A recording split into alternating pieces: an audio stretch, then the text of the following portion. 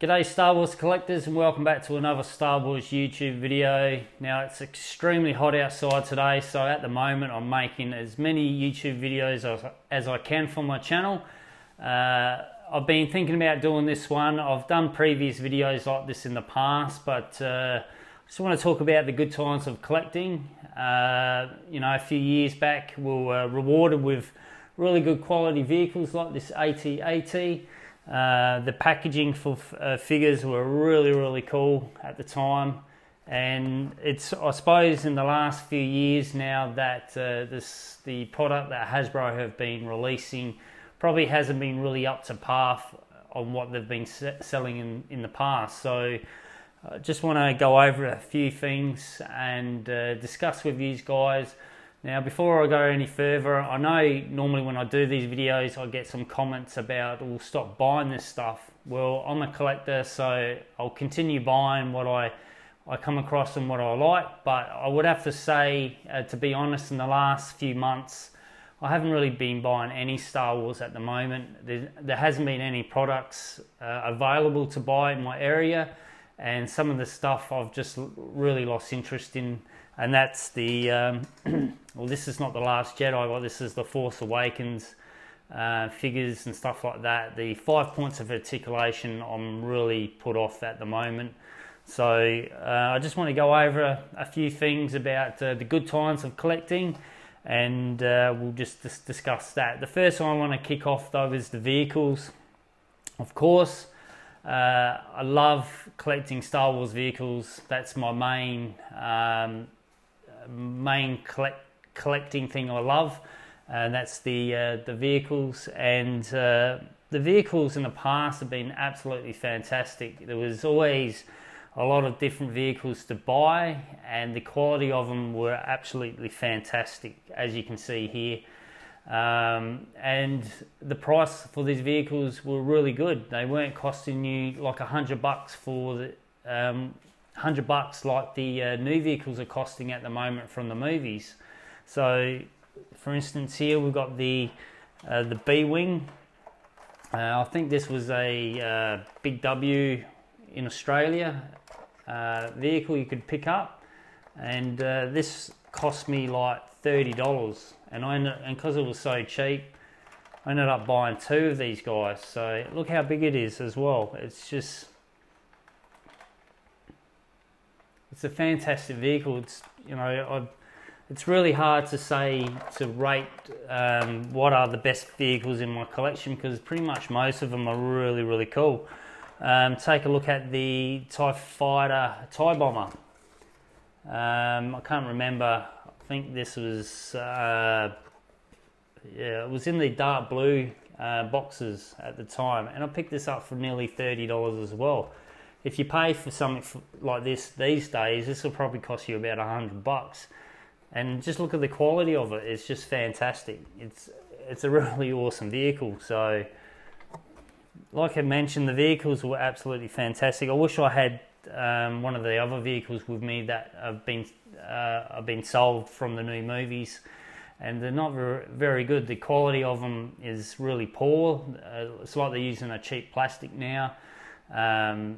They got silly functions on them, like the Nerf gun with the Rogue One vehicles, and the price for these are just really steep. $100 is too much for an everyday collector, and especially for someone who wants to buy for their kids or something like that as well. Like $100 is a lot of money, and the quality of them is not very good. So another thing I talk about, the Star Wars figures a few years back.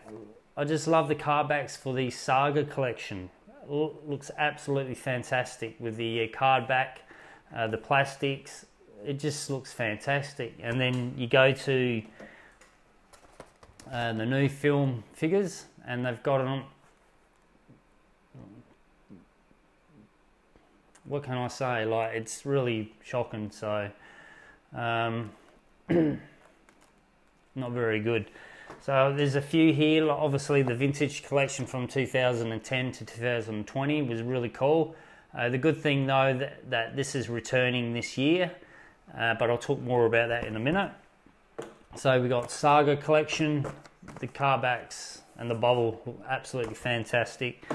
Then we come down to, excuse me, then we got another Saga collection, which was 2006. Fantastic. This time they came with the protected case. Really cool. Then we've got the 30th anniversary carbacks. Fantastic. Really like the look of these. And then later on, which I think this was like a wave that didn't make it anywhere, but I found this in the cheap store. It's not too bad. It's not as good as these ones, but at least it looks a lot better than what the movie cardback figures are. And this is the Legacy collection, which is really, really nice. And there's tons of more out there that I don't actually have, but were far better to what we're getting now with these cardbacks. So at the moment, it's probably very disappointing as a collector to be collecting at the moment. Hasbro really needs to lift their game, because I can see a slump in their sales. I've seen it, and I've seen videos on it. The sales for Star Wars at the moment has dropped huge, especially over the Christmas period where they normally would do well. I can see it now in my local store. There's still Rogue One figures up at the pegs, full, which are not selling. You've got still Wave 1 of The Last Jedi up there, not selling. And you got these other Star Wars toys that are not really interesting anyway. So they're clogging up the pegs. The big shop stores are eventually going to turn around and not stock Star Wars, because they're losing money as well without selling these products. And it's a downcline with Hasbro at the moment. So I do have one vehicle I'll show you. This was the Force Awakens Millennium Falcon, which you can see here. Looks pretty cool. I do like it, but it's not the Legacy Collection Falcon. So they should have gone and built the Legacy Millennium Falcon for the Force Awakens, that version of it.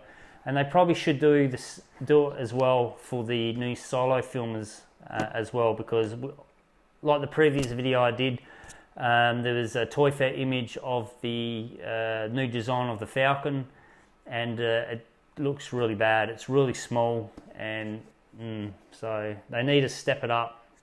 Like I said, I don't mind this. This looks nice, but I would prefer to have the Legacy Collection Falcon in my collection. So, but I just wanted to go over and talk to you about the good times of collecting.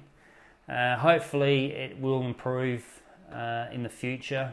Just cross our fingers. And if anyone at Hasbro is watching this, which I really doubt, come on guys, like, we've been supporting your company for a long time now, and it's about time you come back to what collectors loved. And this stuff here, not this other stuff you're selling us at the moment. It's too dear, it's poor quality, and there's lack of it in the stores to buy. I'm literally saving lots of money at the moment because I'm not buying no Star Wars stuff. I haven't brought nothing this year. So alright guys, that's it for this video. If you can leave a comment down below and let me know your feelings on this with collecting.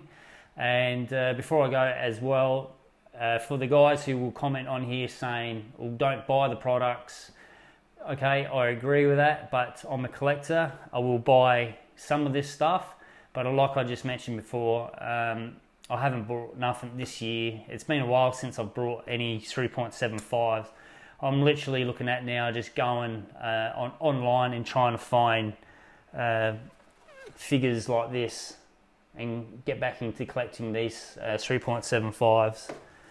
And you notice I haven't mentioned about the 6-inch line. 6-inch line, I like it, it's okay, but I want this back. I want 3.75s back, and that's it. Right guys, thank you for watching. Hit that like button, share this video, and if you're new to this channel, please subscribe and make sure you check out the rest of my Star Wars YouTube videos. My name is Malcolm. Until next time, may the Force be with you. always.